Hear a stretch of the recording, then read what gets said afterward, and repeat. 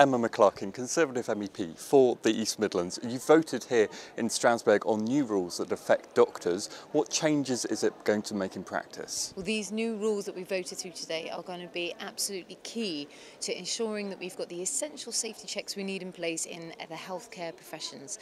And this means that there'll be extra language checks, making sure that the professionals have their necessary skills and ability to communicate with their patients and be able to work effectively in the UK.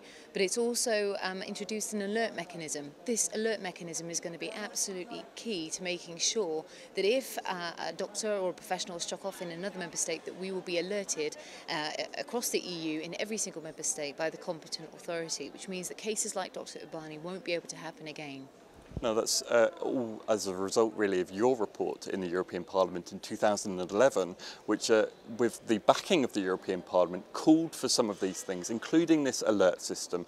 How pleased are you that in the end this is going to become European law? I'm delighted that the vote today has put in place rules that have implemented proposals that I put forward earlier on in 2011, especially the alert mechanism, which will prevent cases like Dr. Ubani, again, where doctors have been struck off in another member state from moving and working and practicing in another one.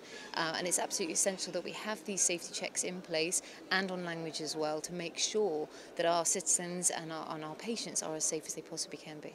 And on that issue of languages, that's been an issue in several cases. You mentioned the Dr. Ubani case. I believe there was also another issue in Scotland with a similar kind of problem. How important was that, and what will the new rules mean?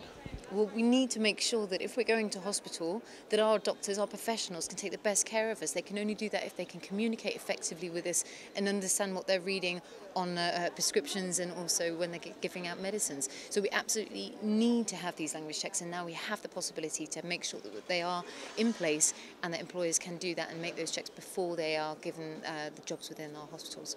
And when you were working on this and also voting this time in the European Parliament, was it important to have rules in place but not, of course, put doctors off moving abroad or coming to the UK? Absolutely. This vote today on the professional recognition of qualifications is going to make it much easier for our professions and professionals to move across Europe and take up positions wherever they can and make sure that their qualifications are recognised. So it's going to make that process a lot simpler, and we need other doctors coming in from other countries to fill the vacancies that we have too, but we need to make sure that they have the qualifications and the skills necessary in order to carry out their job effectively.